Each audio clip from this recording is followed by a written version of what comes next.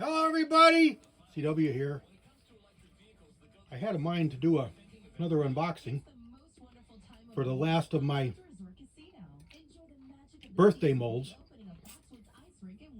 but I got doing things and got thinking about different things, and I had a tough time at the bank this morning, so stupid requirements they have. Anyway, I just opened the box while I was telling the story to my wife, and before I realized that I had the box open, I didn't do an unboxing. Not that it was that big a deal anyway. It's just an old used Lee mold, and what I got was the, you got the sun here, you got a light, a 255-55. I never had one, so this one come up used on a forum for a really good price, shipped, so I grabbed it. So let's do some casting with it. I'm not going to show it here because we don't want to upset anybody. We don't want to trigger anybody's feelings. So we'll do some casting off camera, and I'll come back and I'll show you how and what this casts. We're going to be casting today with mostly Linotype. It's probably 75% Linotype and 25% range scrap with a little bit of Andy's tin in there. And that ought to give us a really nice hard bullet that should be able to withstand some pressures and be shot at some decent velocities in 222 and 223. So let's see what we get. For you it'll be an instant and you'll see a pile of bullets. For me it'll probably be an hour or so. So stand by. And there's the bullet it casts. The mold casts really well. Doesn't look like a really good base, but it is a good base. Nice looking bullet. They drop right out. Sorry about the focus, I'm freehanding it. Just a little bit of a me-plat. I haven't weighed it yet, so let's drop it on the scale. But it's a good looking bullet. They all drop out nice, no problems, no issues whatsoever. It's an established mold. Somebody's cast with it quite a bit. It's got some wear and tear on it. I cleaned off the sprue plate a little bit, and there's the numbers, 255-55. And it's, like I said, it's a used mold. It's a Lee mold. Price was right. Mold works fine. We'll measure them and see what we got here. Let's check the weight. Stand by.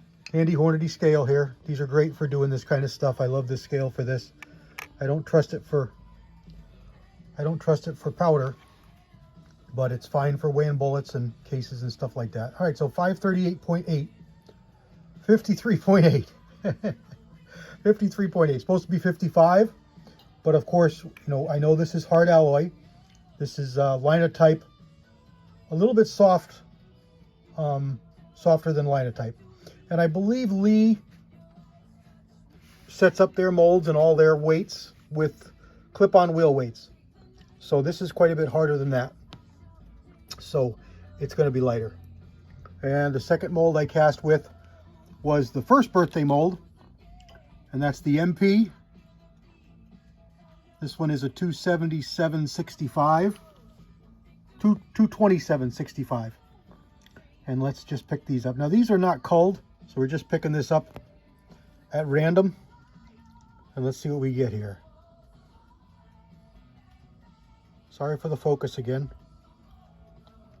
A little bit more of a pointed bullet. 15 grains heavier, or 10 grains heavier. Single grease groove and a gas check as well. And they cast up really nice, dropped out beautiful. It's an MP mold. They work really nice. And the only complaint I could possibly have, and I've got a little bit of lead residue on the sprue plate there. See if we can get that off.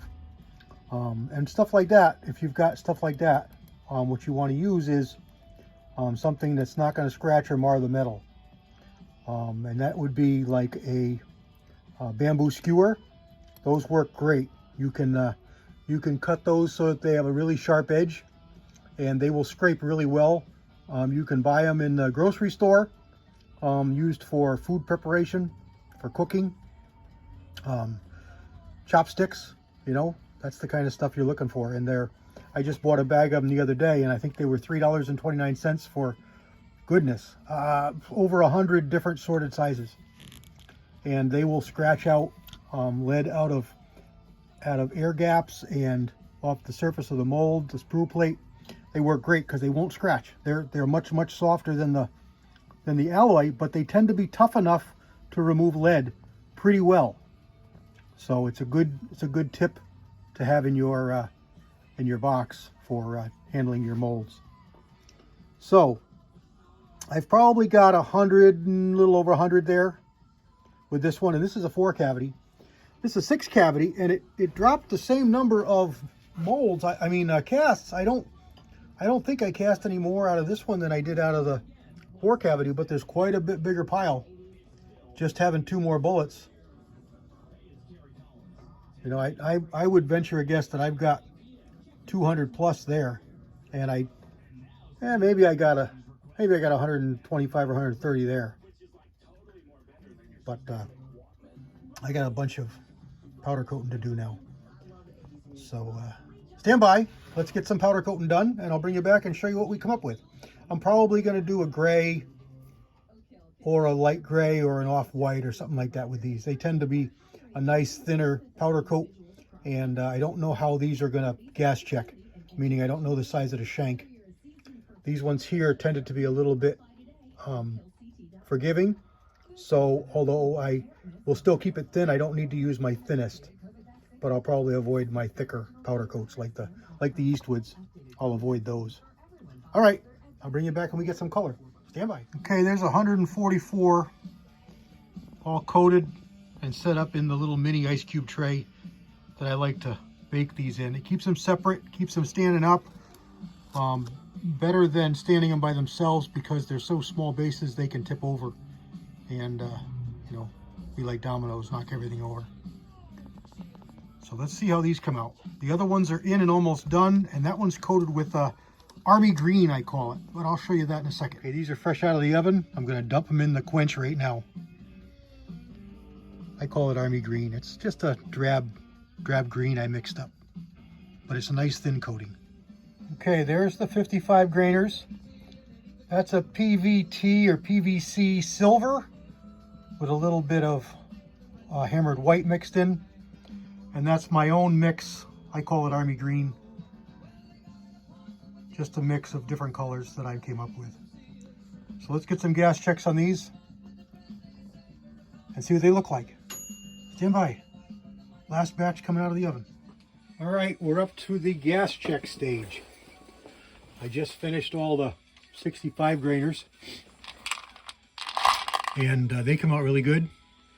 This is that green I told you about, and these are Hornady gas checks, and they all went on really nice.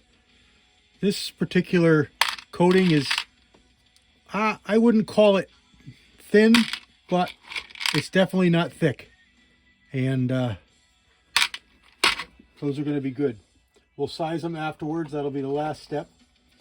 And right now we're putting checks on these little Lee 55 grainers. And let's see what they look like. The nose, the top punch for the 65 grainers works pretty good for these. And they look pretty good. It went on pretty good. No issues. Like I said, it's a good looking little bullet. Even got a little bit of a me-plat on it for a 22.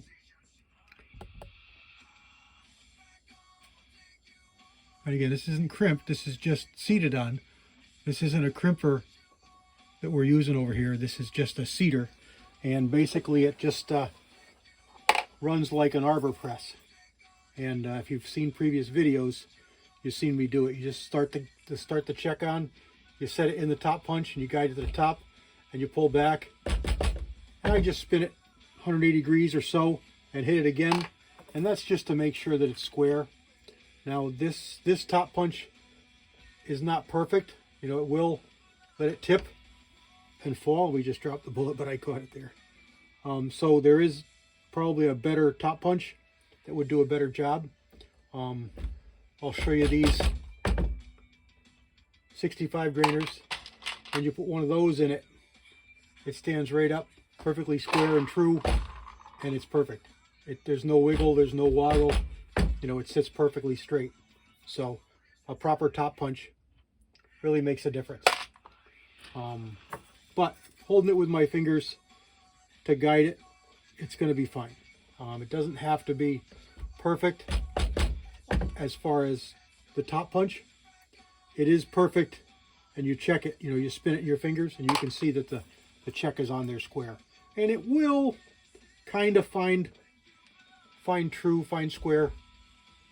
And you can hear it as you do it.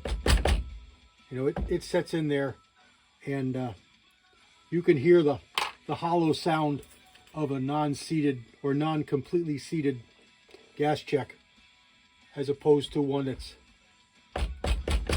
all the way on.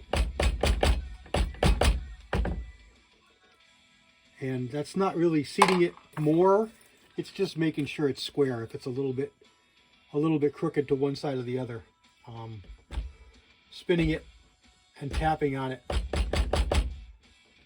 will make it square.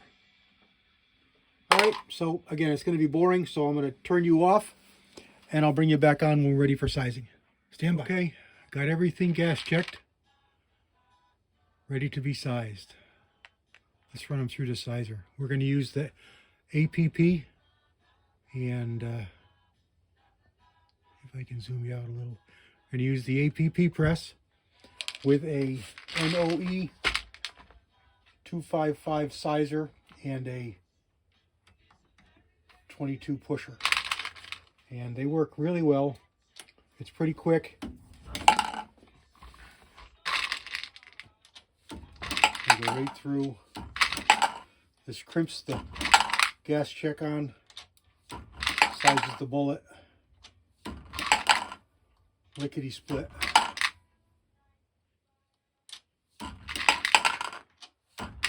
won't bother you to watch through the whole series because it's literally like watching paint dry. But I'll bring you back when it's all done, or I'll bring you back when I switch over to the Lee bullet, and we'll see how that one sizes. And then we'll bring you back when we're all done and close up the video. So stand by. And here we go with the Lees. They're pretty much exactly the same. Just drop them in the hole, push them through. The little discrepancies you see here with the heights is merely the powder coat thickness, as much as we, you know, think we've got it down and we got it precise. Some of them get a little bit more and some of them get a little bit less, and that's the reason we size. See, that one's up there high, goes right in. Just push on it a little. It's just the powder coat. See, watch. Goes right down. Just a couple of thousandths difference, and it'll stand up. But it's not full diameter, full circumference. See, it goes right down. It's just a little, probably maybe it's like a seam of the bullet. It caught the powder coat, so it's got a little bit more on it there. I don't know. It's not a big deal. Don't be too freaked out about it. If you really wanted to be the ultimate culling and you know, trying to get the best you can get, you could drop it in there. See, that's too high. You can pull it back out and set it aside and use it somewhere else. But I mean, I'm not really even pushing on it, and it goes right in. So the difference that we're talking about is just the tiniest little bit of an amount, and it's not full diameter by any means. It's just a little bit of flashing or slag or who knows what, but it doesn't take much. But this is going to size it all down to a uniform diameter, in this case 225. These are pretty hard bullets, and the harder the alloy I use, the closer to true bore diameter I'll go to. And the smallest I'll go is 1/1000 over bore diameter. So 224, this is 225. I keep a 226 and a 227 sizer, and I will use those for softer bullets for different applications. So something to consider. As a rule, I like fat bullets with cast. I get better results with a fat bullet. The exception being really hard. Really hard bullet. Whoops, that one didn't have a gas check on it. I saw it and it was too late. So it either fell off or somehow I missed it. Anyway, I won't keep you here because this is kind of boring, but you can see it does go pretty quick. And I'll be done in no time. We'll come back and we'll talk about them a little bit.